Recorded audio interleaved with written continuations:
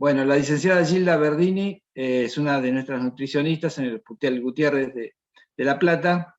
El servicio de nutrición es parte del servicio de clínica médica.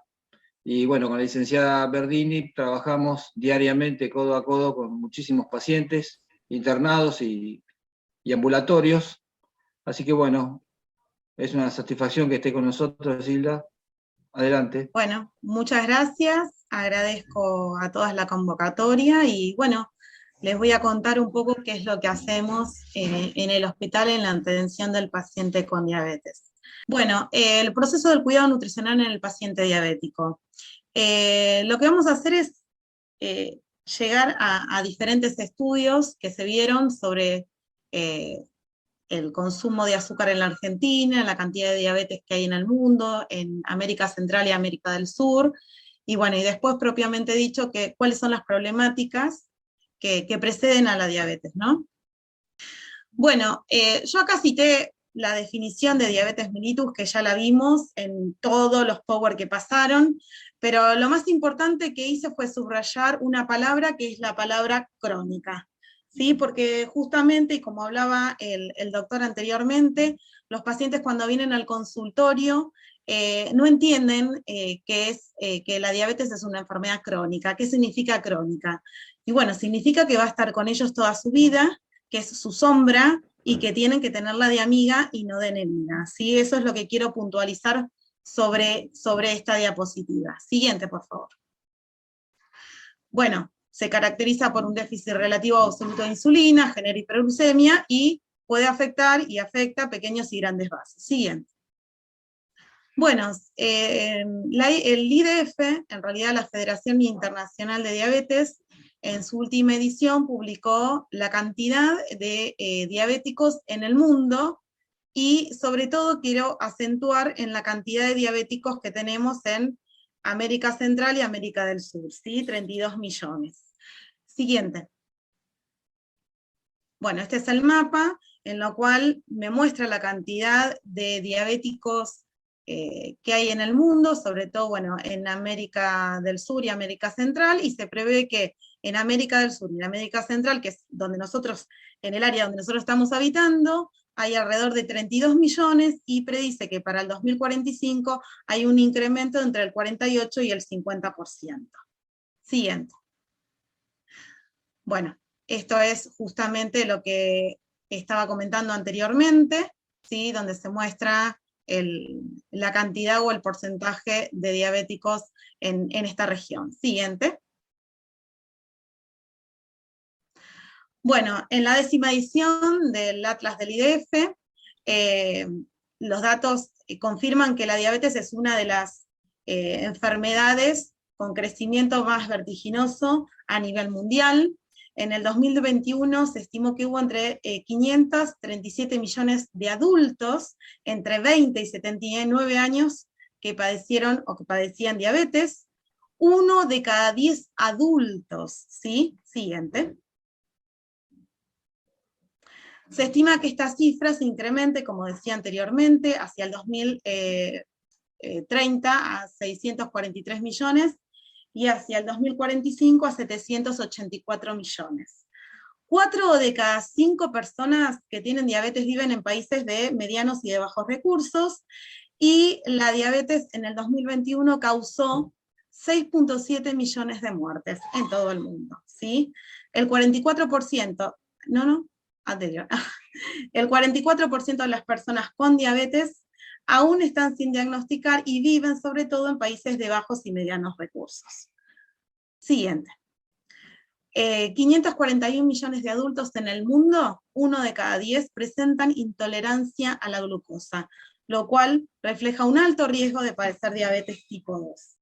El 68% de los adultos con diabetes en el mundo habitan en los 10 primeros países con mayor número de personas con diabetes. Y el gasto, sobre todo, a nivel mundial en cuanto a la diabetes, ronda en los 966 billones de dólares, donde en los últimos años hubo un incremento de 316% en gasto en tratar esta enfermedad. Siguiente. Bueno, como vimos, también se refleja la cantidad de diabéticos que hay en la zona en la que habitamos, en América Central, América del Sur, donde los resultados fueron que 1 de cada 11 adultos tiene diabetes, ¿sí? Para el año 2045, como les dije anteriormente, pronostican un crecimiento entre el 48 y 50%, 1 de cada 3 personas con diabetes no está diagnosticada. La diabetes en esta región fue causante de 410.000 muertes, y hubo, como anteriormente, en esta región un aumento en los gastos de salud de 65 billones de dólares. Y 1 de cada 6 nacidos vivos se vio afectado por hiperglucemias en el embarazo. Siguiente. Según la cuarta encuesta nacional de factores de riesgos en nuestro país, la proporción de personas mayores de 18 años con sobrepeso y obesidad suman el 61.6%, ¿sí? Y la diabetes escaló del 2005 al 2019 hacia un 12,7% de prevalencia, ¿sí? Y sobre todo lo que se consideró un aumento récord fue la baja actividad física, que justamente es lo que estaba hablando el doctor anteriormente, ¿sí? Siguiente. Bueno, este es el cuadro que demuestra los resultados de la cuarta encuesta nacional de factores de riesgo, donde, bueno, se ve un incremento del 2005 al 2019, al 12,7% de prevalencia sobre la población total, y creció ampliamente la baja actividad física y un poco también la obesidad. Siguiente.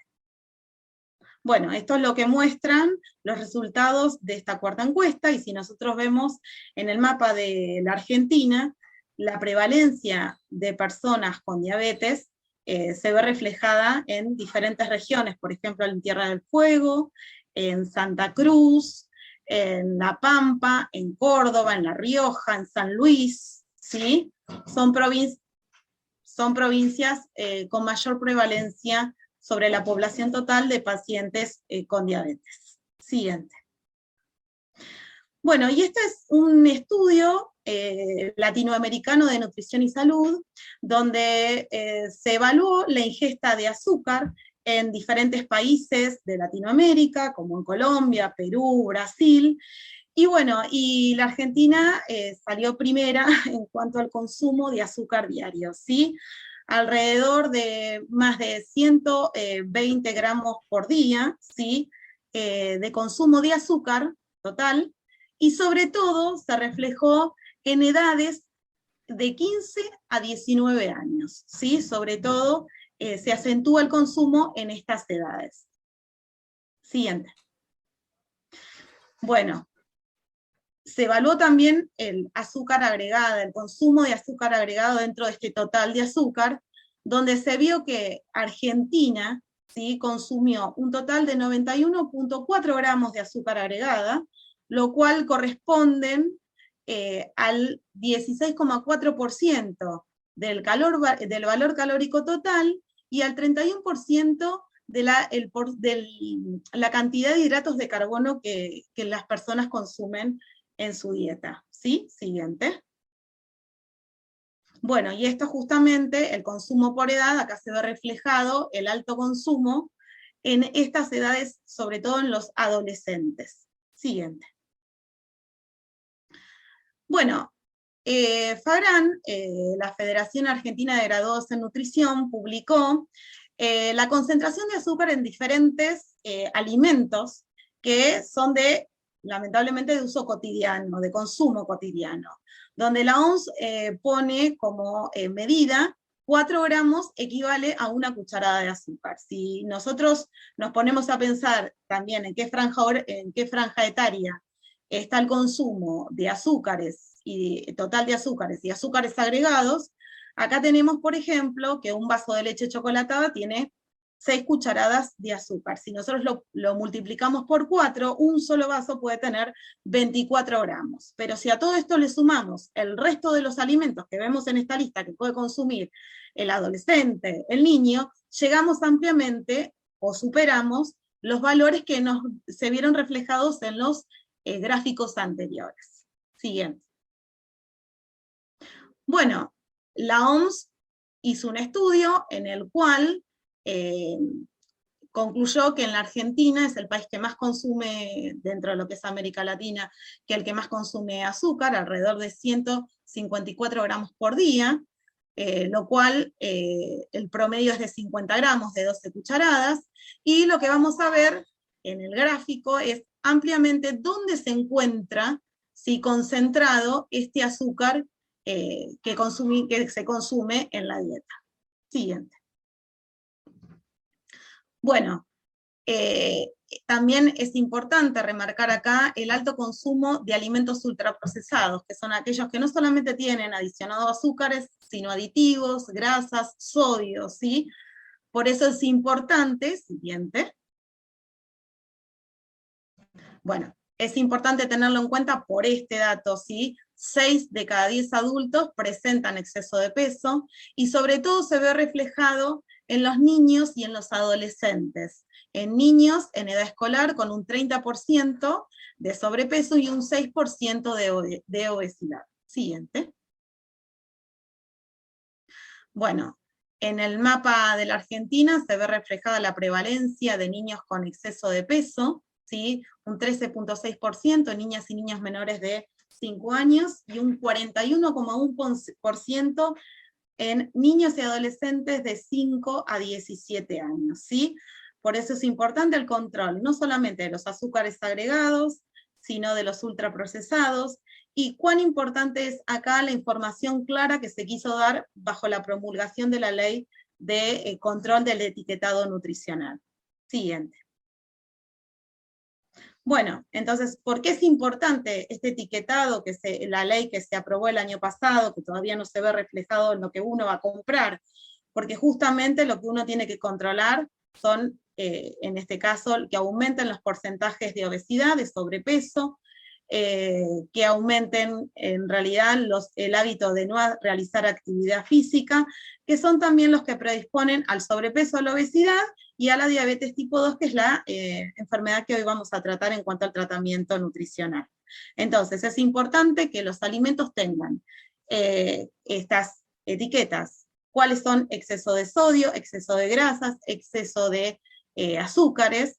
Así el paciente, iba a decir, la persona cuando va al supermercado puede identificarlos bien antes que leer una etiqueta nutricional. Hoy en día nadie lee una etiqueta nutricional si uno no les dice, mira, lee acá, vos te tenés que fijar que esto dentro de los ingredientes tiene que tener este tal nutriente, o este elemento, o este ingrediente, ¿sí? Esto facilitaría mucho las cosas, y uno no tiene que tener tanta educación nutricional para ello. Siguiente. Bueno, dentro del proceso del cuidado nutricional, bueno, ante todo lo anterior llegamos a esto, al tratamiento del paciente con diabetes, ¿sí? Dentro de la valoración del estado nutricional está una parte que es la anamnesis alimentaria, donde uno ve de alguna manera qué es lo que consumió el paciente, la frecuencia de consumo, si realiza las 4 comidas, qué alimentos consume, si las cumple las 4 comidas, quién realiza la comida en su casa, quién realiza los mandados, cómo se elabora la comida en su casa, si realiza actividad física, si tiene, qué creencias tiene según la religión, la cultura, ¿sí? Luego tenemos la valoración antropométrica, ¿sí? Que la vamos a ver, que son todos parámetros para clasificar a la persona en si tiene normopeso, si tiene bajo peso, si tiene obesidad, etc. Y la valoración bioquímica, que ya hablaron en las clases anteriores ampliamente, y que se habló recién en la clase anterior. Siguiente. Bueno, cuando uno está frente al paciente que tratan con diabetes tipo 2, que son los que más tratamos, con obesidad, con sobrepeso, nos ponemos metas y objetivos a cumplir. Uno de ellos es mejorar, que el paciente mejore el control metabólico, que el paciente ya a la siguiente, por ejemplo, a la siguiente entrevista, después de 15 días, es importante que me diga, mira, la glucosa en ayunas bajó, me siento mucho mejor, no siento las piernas pesadas, no siento ese dolor de cabeza, me pude adaptar al menú que me diste, al plan alimentario, a las pautas que me diste, que eso es importante. A veces es más importante que que el peso y la talla, que muchos están concentrados solamente en eso. Entonces, mejorar el control metabólico, prevenir complicaciones y lograr que el paciente en realidad entienda qué enfermedad tiene, cuáles serían las alteraciones que tienen y cuáles serían las consecuencias a corto, mediano y a largo plazo. Que eso es importante hablarlo. Justamente estuve escuchando bien lo que dijo el doctor anteriormente, y es importante el tema de la educación y acompañar al paciente en todo este proceso. Siguiente. ¿Cuáles serían los objetivos metabólicos? Bueno, lograr que el paciente normalice sus glucemias, reducir los eventos o el riesgo cardiovascular, y prevenir y retrasar, obviamente, las complicaciones. Siguiente. Bueno, objetivos antropométricos. Lo que uno busca cuando hace la evaluación nutricional, el peso, la talla, la circunferencia de la cintura, el porcentaje de peso ideal, lo que uno trata es de llegar con el paciente a un peso corporal saludable.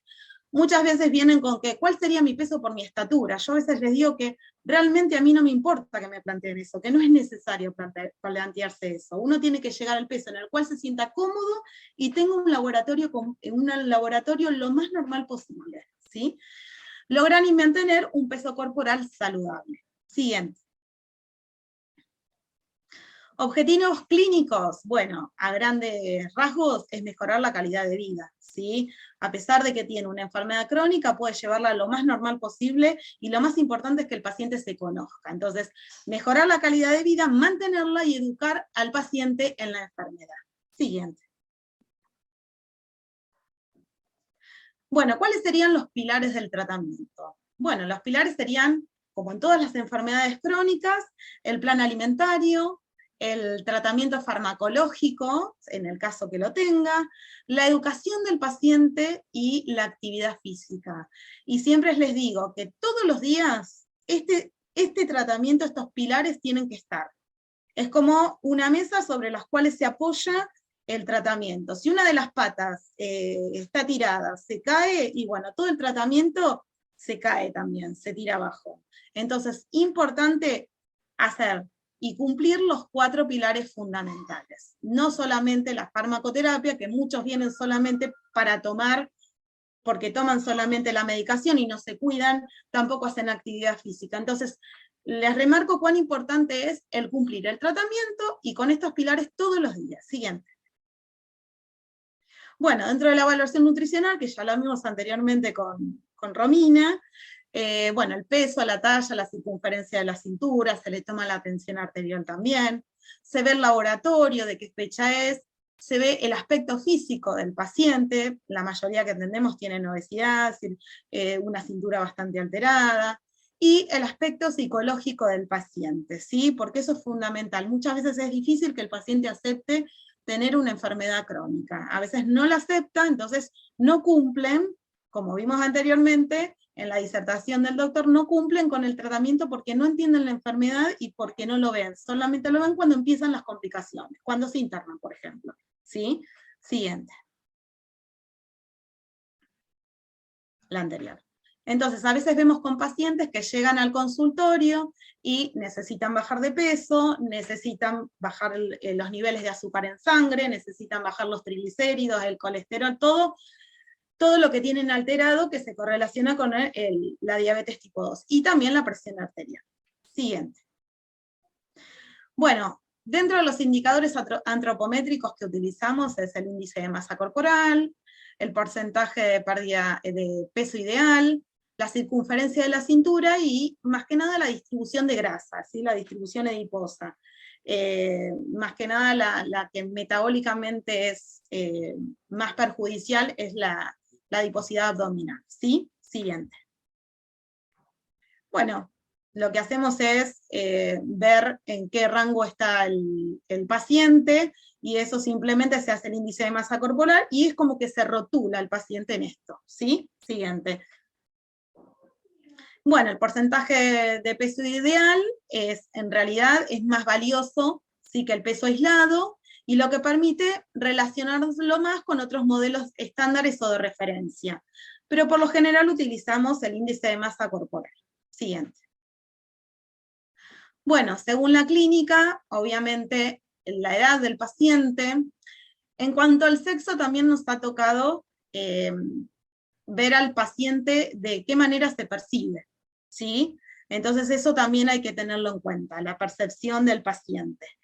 Los antecedentes familiares que tienen, justamente lo que hablaba el doctor anteriormente, si tienen mamá o papá diabético, si nació con un peso excesivo, antecedentes personales, si tuvo algún evento metabólico anteriormente, cómo era su laboratorio anteriormente, la actividad física que realiza y sobre todo los hábitos, porque sobre esos hábitos también tenemos que actuar fuertemente, porque son conductas que se repiten, ya sea por la población en donde viven, desde la familia, ¿sí?